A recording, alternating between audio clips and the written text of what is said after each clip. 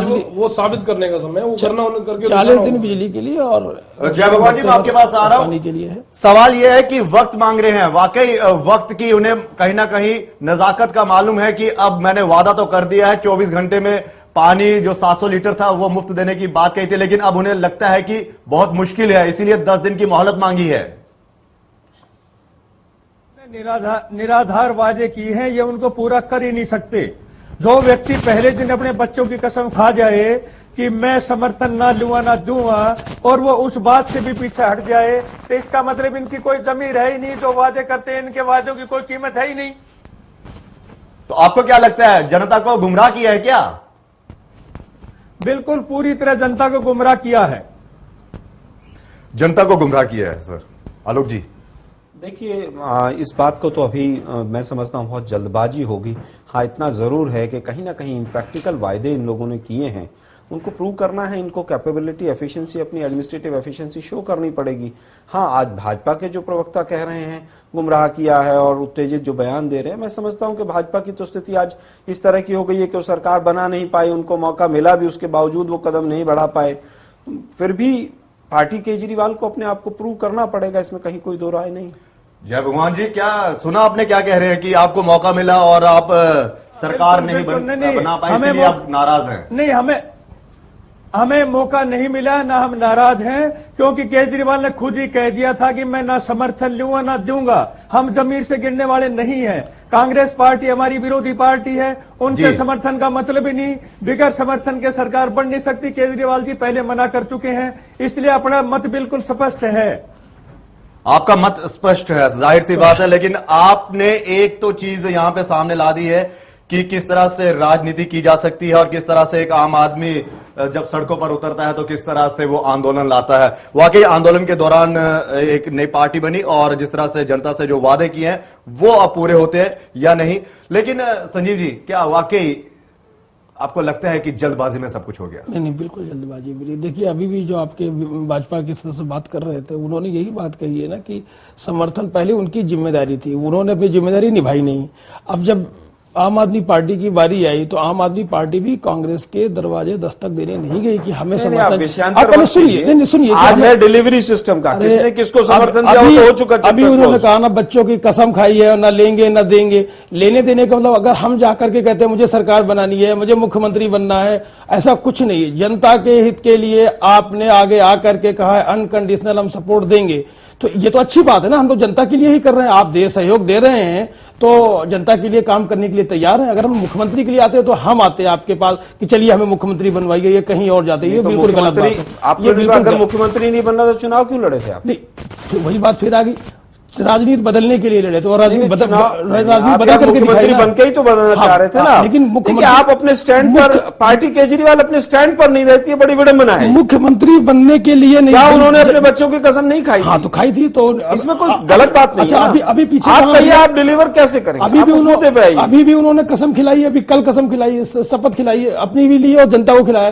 कि आप शपथ लीजिए, यहाँ पर न घूस लेंगे न देंगे। अपने बच्चों की कसम तोड़ दी, अब दूसरी को कैसे आप कहाँ बना के रखेंगे? इस पर तोड़ना उसको कहते हैं भाई साहब, तोड़ना उससे कहेंगे जब हम उनके दरवाजे जाते कहते हमें बनवाइए, जोड़ तोड़ करते किसी। आप तो दिल्ली की जनता के दरवाजे पर चले गए रायशुमारी करवाने के लिए। वो हमारा पहला अधिकार है, उन्होंने जो भेजा उनकी राय खाते समय तो आपने बात नहीं कही। अगर उन्होंने मना कर दिया होता, बिल्कुल गलत बात। जनता पहले, हमने कांग्रेस की राय नहीं मानी कि हम जी जोड़ तोड़ कर ले, हमने जनता कल को मान लो जनता ने फिर कहा जो कल कसम आपने वहां पर रामलीला ग्राउंड में खाई है तो उसको भी तोड़ देंगे। रामलीला ग्राउंड में तो उसको निभा तो रहे हैं। नहीं, अगर जनता ने कह दिया तोड़ देंगे। जनता ने ना पहले कहा है ना अब कहा, जनता ने रायशुमारी करी और रायशुमारी में जनता ने कहा सर ये भी तोड़ दो कसम। तो जनता के हित के लिए हुआ है काम, अब अपने हित के लिए नहीं हुआ है। आप चलिए, कसम खाई थी कि कांग्रेस का सपोर्ट नहीं लेंगे, लेकिन फिर भी जिस तरह से सपोर्ट लिया, अब सवाल उठ रहे हैं कि सपोर्ट के बाद क्या वाकई जो वादे हैं वो पूरे हो पाएंगे। फिलहाल यहां पर वक्त तो चला छोटे से ब्रेक के बाद जब हम आएंगे और बहस ये रहेगी कि जिस तरह से अरविंद केजरीवाल ने दिल्ली पर कब्जा किया, अब धीरे धीरे वो अन्य राज्यों में भी जा रहे हैं, यूपी में वो किस तरह से अपना जनाधार बना रहे हैं, उस पर भी हम बात करेंगे। क्या अब ये बाकी राज्यों के लिए खतरे की घंटी है? फिलहाल यहां पर रुकेंगे एक छोटे से ब्रेक के लिए।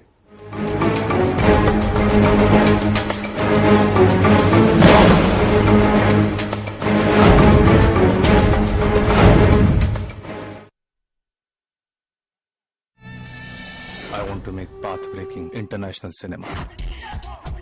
Can't just leave.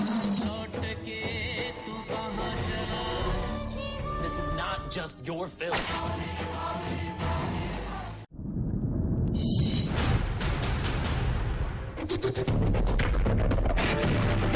साल 2013 में कौन हुआ पास, कौन हुआ फेल, कौन बना सिकंदर, किसका खत्म हुआ खेल। 2013 की 10 सबसे बड़ी खबरों का लेखा जोखा देखिए 10 कदम जल्द आ रहा है सिर्फ चैनल 1 न्यूज पर।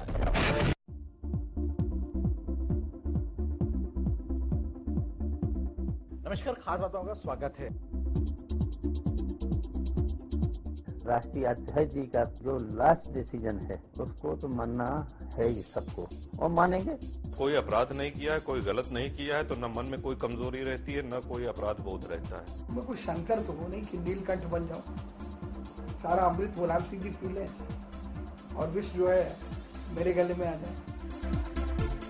देखिए खास बात हमारे वरिष्ठ सहयोगी ब्रजमोहन सिंह के साथ हर रविवार शाम 6 बजे सिर्फ चैनल 1 न्यूज पर।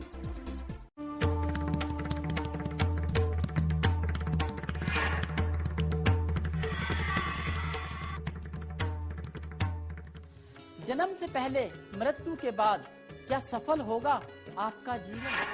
अगर हर जगह से तू हारा है तो ज्योतिष ही तेरा सहारा है। दुख के बादल छट जाएंगे, सुख की होगी नैया पार। देखिए मीठी वाणी 1 जनवरी से सुबह 9:30 बजे सिर्फ चैनल 1 पर।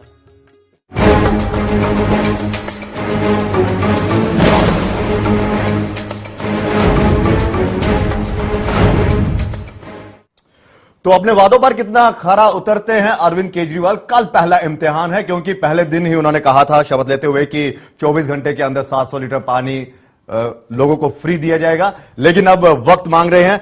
लेकिन आलोक जी, मैं आपके पास आना चाहूंगा। सपोर्ट आप दे रहे हैं क्योंकि बाहर से आप समर्थन दे रहे हैं, अनकंडीशनल सपोर्ट दी जा रही है। जिस तरह से 9 IAS अफसरों का तबादला किया गया है, क्या लगता है केजरीवाल साहब ने एक लिस्ट बनाई थी कि ये अफसर सही ढंग से काम नहीं कर रही है, किन किन को किस किस डिपार्टमेंट में शिफ्ट किया जाए? देखिए ललित जी, ये पूरी तरह से एक मुख्यमंत्री का अपना विशेषाधिकार होता है कि वो किस अधिकारी को कहां पर लगाना चाहे। लेकिन कांग्रेस का नो अधिकारियों का ट्रांसफर अक्सर जब सत्ता परिवर्तन होता है तो इस तरह के निर्णय देखने को मिलते हैं। इसमें तो बहुत विचित्र बात नहीं है। जहां तक दूसरी बात, आपने कंडीशनल वर्ड यूज किया, मैं उस चीज को फिर क्लैरिफाई कर देना चाहता हूं। कंडीशन नहीं है हमारी तरफ से, हमने मुद्दों को समर्थन दिया, हमने पार्टी केजरीवाल को समर्थन नहीं दिया है। हमने जो चिट्ठी लिखी थी LG साहब को, उसमें कहीं अनकंडीशनल वर्ड नहीं है, हमने आउटसाइड सपोर्ट दिया है। और पहले तो ये कहा था कि बिना शर्त के हम समर्थन। देखिए ये कहीं ना कहीं मीडिया की क्रिएशन रही। सर जो बात होती है मीडिया की किस तरह से होती है? आप ही के नेता के बयान सामने आते हैं। देखिए हमने जो चिट्ठी दी उसमें क्लियरली लिखा है कि आउटसाइड सपोर्ट दे रहे हैं हम। अनकंडीशनल हमें लिखने की कोई आवश्यकता नहीं थी, क्योंकि हमसे समर्थन मांगा नहीं गया था। हाँ, जहां तक इन्होंने 18 मुद्दे दिए, 18 पॉइंट दिए, उनमें से 16 एडमिनिस्ट्रेटिव नेचर के हैं, 2 विधानसभा के पास नहीं हैं। हमने 18 के 18 पर उनको सहमति जताई। क्या 2 मुद्दे जो विधानसभा के पास नहीं है उसमें भी हम आपका समर्थन करेंगे, लेकिन जहां तक 16 की बात है उसमें तो फ्लोर ऑफ द हाउस कुछ होना ही नहीं है। वो तो केवल एडमिनिस्ट्रेटिव डिसीजन है। आपकी सरकार है, आपके अधिकारी, आप डिसीजन लीजिए। अग्रवाल साहब, आपके पास आऊंगा। 9 अधिकारियों के तबादले कर दिए जाते हैं, और क्या आपको लगता है कि अरविंद केजरीवाल को लगता है कि अब वक्त आ गया है कि किस तरह से बदलाव किया जाएगा? और कांग्रेस कह रही है कि हम मुद्दों पर समर्थन दे रहे हैं। ये स्पष्ट हो गया। कांग्रेस और आप जो राजनीतिक पार्टी हैं, इनके राज में नीतियां नहीं है, इनकी नीतियों में राज है जी। क्योंकि इनके मुंह में कुछ है, इनके मन में कुछ है। जी बताएंगे क्या है इनके मन में और इनके मुंह में? इनके मुंह में क्या है वो तो इनके 5 विधायकों ने साबित कर दिया है। क्योंकि आम आदमी पार्टी वाले कहते हैं कि हम जनता से रायशुमारी लेकर डिसीजन लेते हैं, मगर कांग्रेस पार्टी ने साबित कर दिया कि हमारे 8 विधायक उनकी सहमति भी समर्थन में नहीं ली गई है जी। जो कि उनका मन जो है वहां से सभी चैनल पार्टी केजरीवाल का रोहिणी से जो विधायक बना है उसने कहा है कि भाजपा ने मुझे 10 करोड़ रुपए की ऑफर दी थी। आप ही के क्षेत्र का विधायक है वो। 100% गलत है। नहीं, आपने अभी तक उसके ऊपर डिफेमेशन केस क्यों नहीं डाला आपने उसके खिलाफ? उसमें तो आपकी बहुत ज्यादा बदनामी हो गई। हमारे नेताओं ने तय कर दिया है उसके ऊपर निश्चित रूप से केस डालेंगे। अभी तक डाला नहीं, 15 दिन हो गए इस बात को तो। और मोदी साहब आपके इतनी बड़ी रैली कर गए फिर भी आप हार गए। नहीं नहीं, ऐसा नहीं है। कैसा? हमारे ऊपर जनता का विश्वास है, जनता का विश्वास है। हमारे राज में नीति, हमारी नीतियों में राज नहीं है। वो खुद ही केजरीवाल ने साबित कर दिया है कि डॉक्टर हर्षवर्धन ईमानदार व्यक्ति है। उसके बावजूद भी भाजपा जो है रोहिणी सीट क्यों हार गई? नहीं, ऐसा नहीं है। रोहिणी वालों ने 45,000 लोगों ने मतदान किया है। रोहिणी वाले हारे नहीं है। नहीं, मैं रोहिणी वालों की बात नहीं कर रहा, भाजपा के हारने की बात कर रहा हूं। केवल मात्र 1800 वोटों से हारे हैं। दिल्ली में हम जीते हैं, हमारी 24 से 32 सीट हुई है। और नरेला हम जीते हैं, बवाना हम जीते हैं। टॉर्च का निशान जय भगवान जी ऐसा था कि जिसकी वजह से 8-9 सीटें आम आदमी की बच गई, नहीं तो भाजपा पूरी तरह से सुपड़ा साफ था भाजपा।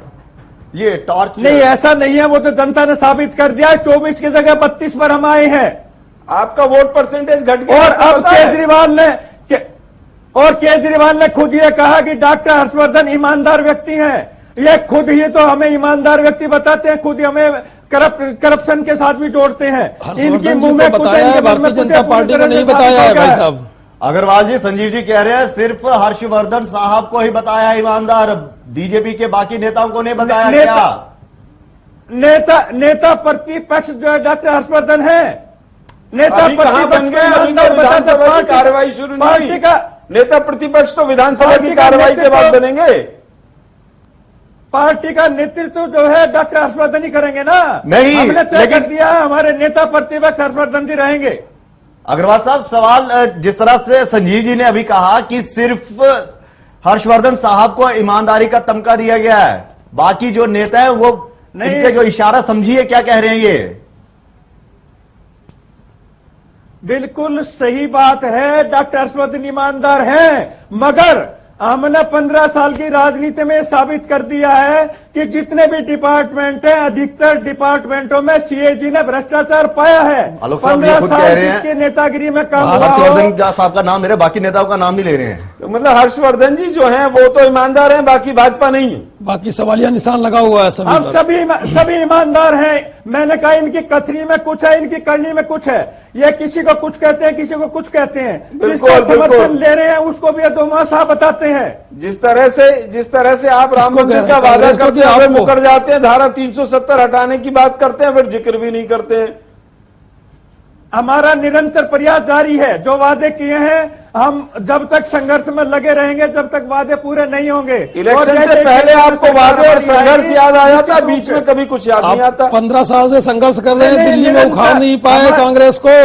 15 साल से संघर्ष कर रहे हैं हमारी, और आम आदमी पार्टी नहीं आती तो अभी भी जो है आप संघर्ष ही करते रहते दिल्ली में। 43 से 8 सीट रही है कांग्रेस की। कांग्रेस को उखाड़ दिया पूरी तरह से। लेकिन वो आपने तो नहीं उखाड़ा ना, वो तो आप पार्टी की ऐसी लहर चली कि कांग्रेस को हार का मुंह देखना पड़ा। नहीं, कांग्रेस के भ्रष्टाचार ने उखाड़ा है। कांग्रेस का भ्रष्टाचार पूरी तरह से उजागर हो गया। आप भी तो उसी विधानसभा में विधायक थे और आप हार गए, इसका मतलब आप भी भ्रष्ट थे। आप नहीं होती तो आप उजागर नहीं करते, उजागर करना चाहिए था। जय भगवान जी, आप तो 15 साल से विधायक थे और मोदी साहब ने बहुत भारी रैली की, इसका मतलब आप काफी भ्रष्ट थे। रोहिणी में भ्रष्टाचार काफी किया आपने। भ्रष्टाचार तो वही करेगा जो सत्ता में होगा। 15 साल से आप तो सत्ता में थे, विधायक थे आप। और भ्रष्टाचार आपने सहयोग किया ना। आप तो विधायक थे 15 साल से। हमने डटकर मुकाबला किया भ्रष्टाचार का, इसीलिए कांग्रेस को हमने अभी हार गए को।